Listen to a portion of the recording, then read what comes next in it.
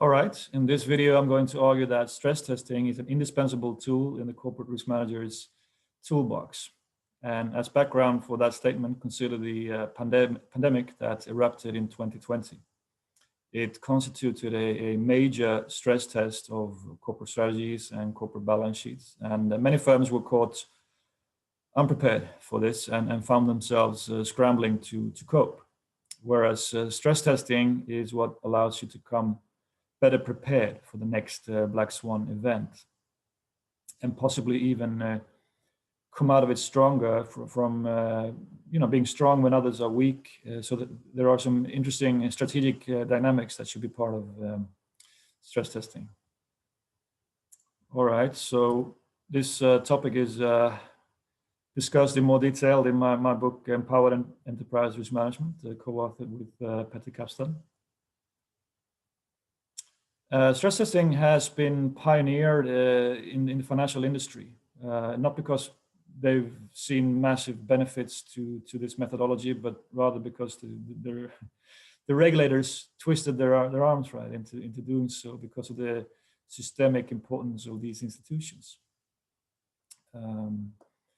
And this took a giant leap forward in 2009 when the US Treasury implemented a program for stress testing as a way to increase the credibility and transparency of the banking system at that point, because there were lots of uncertainty weighing down on the markets. But these stress tests show that there was enough resilience in these financial institutions. So that helped resolve the crisis, actually, and we were able to move out of that in a better way than without these stress tests, right? So they were able to see that the capital adequacy under these negative scenarios that were investigated was sufficient to avoid a systemic collapse.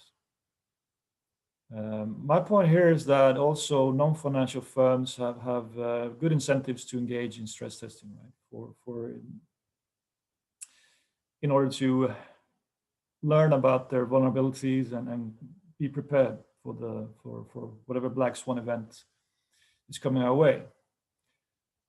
All right, so and companies do, of course, investigate worst case scenarios. It's a matter of how often they do this and the quality of this effort. And a few ways tend to stand in the way. These are structural problems that are forever making it harder to pursue stress testing, right? So you sometimes find that people are not really willing to go there, this mental place where we investigate the consequences of a terrible scenario. It's just a blind spot or a bias, if you will, and people prefer maybe a sunny version of life and talk about other things, right?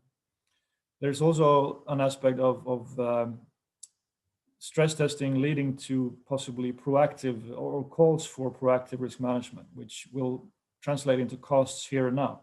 And that affects the bottom line, and people are just not too happy about accepting these costs and might prefer to gamble rather. I mean, these are low probability events after all. Also, the decision support tools are not always up to the job here. I mean, they operate some sort of financial model for sure, but it typically lacks in capabilities, and it's a poor companion to stress testing in most cases. And all right, so here's a definition of stress testing, or a description of what it's about. We're trying to investigate the consequences for corporate performance from a very severe, but ultimately plausible scenario.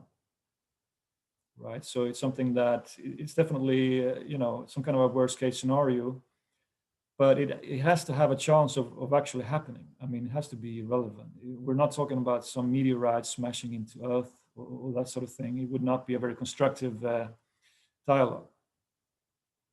So what is a scenario then? Well, you can think of that as a descriptive narrative about a possible future state of the world. We're trying to describe or tell a story about how the world might evolve, the world economy and societies even more broadly.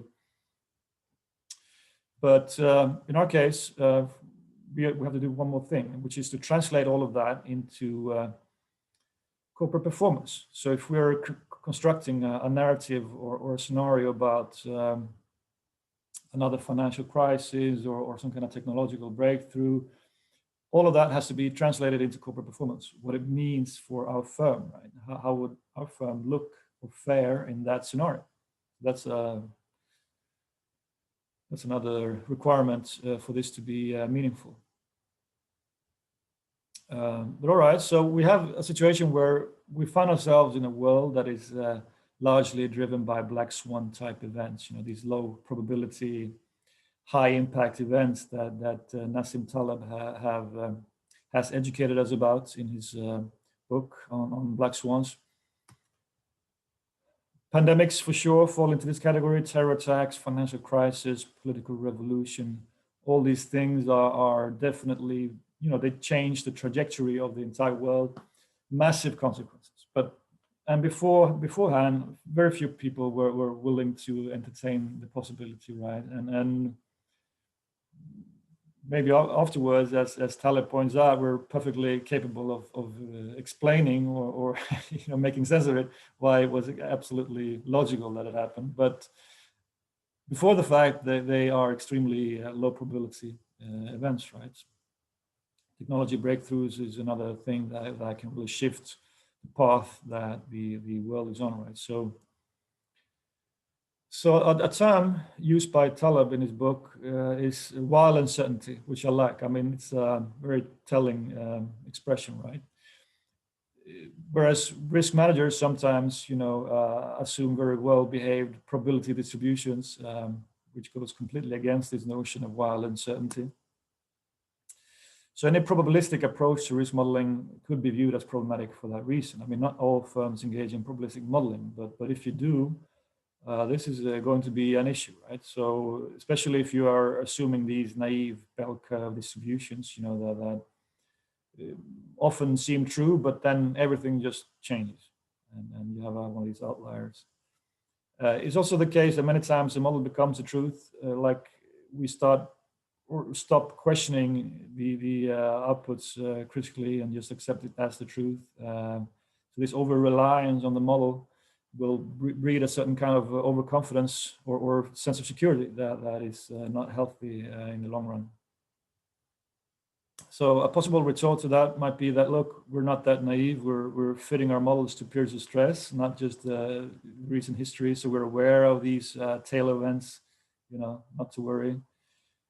That's fine. That's a major improvement, obviously. But it's even better if you complement the modeling, the quantitative modeling, with a program for stress testing. It's just a complement to avoid these traps that are associated with over-reliance on quantitative tools. So first of all, it's a great learning experience. There are plenty of insights to be had here. You open your mind to the outside world. It gets you started with this dynamic kind of thinking, and it's very, fruitful to weave these strategic dimensions into these. What's going on with our competitors in the same scenario. So we're trying to understand basically how resilient we are to these Black Swan type events. That's the goal here of this exercise. We want to come out of it understanding, what would happen to us if this scenario were to materialize. And a clear ambition here as well is to keep the probability of ruin close to zero. Hopefully we're able to conclude that, look, even in this very terrible worst case scenario, we come out reasonably fine. We're going to survive. So the probability of ruin should be extremely low at all times, and the stress tests help us evaluate to what extent that is actually the case for us. As I said, there are these strategic dynamics. These are make it or break it moments for corporate strategies, and lots of firms unfortunately go out of business. But to the extent that these are competitors of yours, it could translate into opportunities, right? So we should keep an open mind here in terms of exploring opportunities that are conditional on one of these scenarios happening, right? So it's not all doom and gloom. We should approach this with a sense of opportunity as well, that if we manage our company in the right way here to to prepare, you know, then there could be opportunity as well. And that comes down to a lot of times, you know, the strength of your balance sheet. And this has been shown by after the pandemic as well, that it's about how much cash you've got to sort of as a buffer against these terrible falls in revenue that tend to happen. This is referred to as economic capital, usually in banks. That's a solvency concept. In our book, we talk about risk capacity, which is more of a liquidity-oriented concept. Do you have enough liquid resources to withstand, you know, the worst-case scenario, to absorb these cash flow shortfalls that tend to happen? So that's one of the major issues here, to learn about this sort of thing. Are the financial resources we have and could muster in such a scenario, is it enough? Is it sufficient to help us cope, you know, or do we need to buffer up and find more ways to strengthen our risk capacity? So you come away with lots of insights about this sort of thing from stress testing. And banks then have a major focus on solvency, again, because of the systemic importance, right? That you want these institutions to survive. Whereas our point is rather that useful stress tests need to cover many dimensions of corporate performance. I mean, the balance sheet and the solvency for sure, but that's only one aspect of corporate performance that's going to be relevant. You want to know what a number of financial ratios are going to look like in this scenario. And your liquidity levels are going to be absolutely crucial, right? So you want a credible depiction of your liquidity in these states. Same for cash flow generation. How are we actually doing, or how are we likely doing in these scenarios? You know, you want a model that could inform you about this in a credible way. And an income statement as well, you know, what kind of profits are we going to make if this were to happen, and you know, how's that going to look? All of these things are going to be relevant when you consider the implications of a worst case scenario. I mean, some more than others, but it's good if we can have a credible description of all of them, right? And it takes a model to do that. A reliable decision support tool is you know, it's quite necessary for a successful effort at stress testing. And this is where you know, you project your financial statements in this scenario, and it's a complete set of financial statements then. So in order to be able to report on the outcome for all these dimensions of corporate performance, you need this. And the model, importantly, has to have lots of accounting integrity so that it accurately shows what the firm would look like in these circumstances. I mean, it means that you have to program into your model enough accounting relationships to preserve the integrity, right? So that even if you stress your model, it keeps track of everything in a correct way and shows you the firm's financial standing in a credible way in whatever the scenario, right? Same for analytical integrity. This refers to how the different lines in the model relate to each other. So if you're assuming a 30% drop in revenue, what's the likely number for your cost? So to what extent is that likely to co-move with revenue? You have to make informed assumptions about how that is likely to work, right? So that's how you build up the analytical integrity of the model. And to this, you will add a layer of features that allow for risk analysis. For example, these critical thresholds of performance, you know, that trigger some negative consequences, like breaching a loan covenant, or where you would be downgraded, you know, where the decidedly unpleasant outcome for the firm, that can be identified and implemented in your model, right? So that you keep track of these outcomes. If you have such a tool, well, then you're in a position to start investigating seriously what your company would look like under, you know, any scenario, and these worst case scenarios in particular. Then, and the model will give you feedback on your resilience. So when you stress test your model, it will present a picture of what the company looks like under those circumstances, and that's that's what you need to see in order to decide on what kind of cash buffers are going to be necessary to survive and possibly thrive in the worst case scenario.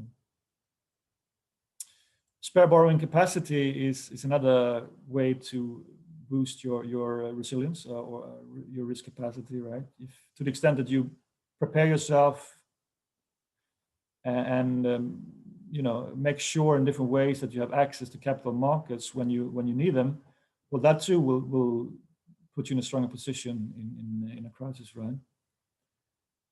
Cost efficiency is another generic strategy for dealing with black swans that can be investigated in a model. I mean, to the extent that you can improve your cost efficiency and be flexible in terms of exiting certain costs when you are in trouble, that too will help you deal with worst case scenarios. And other sorts of operating flexibility are always helpful. You can change how you do things, where and how much you produce, etc. That too is an important element of your response to black swan type events, and all that can be investigated through one of these tools, right? So, all right. So here's a statement by one of the gurus in quantitative risk modeling, Yurion. He's arguing that, well, probabilistic risk models should be complemented by a program of stress testing, which is a non-probabilistic risk measure. That's his way of expressing that. Well, I agree. We need to keep in mind, though, that they are low probability outcomes. So even when faced with a worst case scenario, it looks very scary, right? And we're going to be on our toes here now, and filled with dread and all that sort of thing. But we need to keep in mind that we're talking about a low probability event, so the risk response needs to be reflective of that. So it doesn't make sense to throw in all the resources we've got here to deal with the possible worst case scenario. It has to be in proportion to both the impact and somehow the likelihood of that happening as well. So that's worth keeping in mind.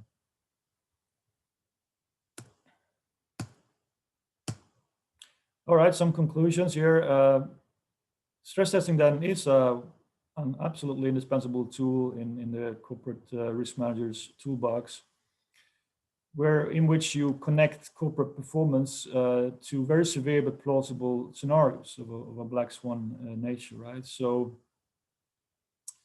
that's what it's all about, and lets you escape some of the pitfalls of probabilistic modeling, and you can explore your resilience to these events.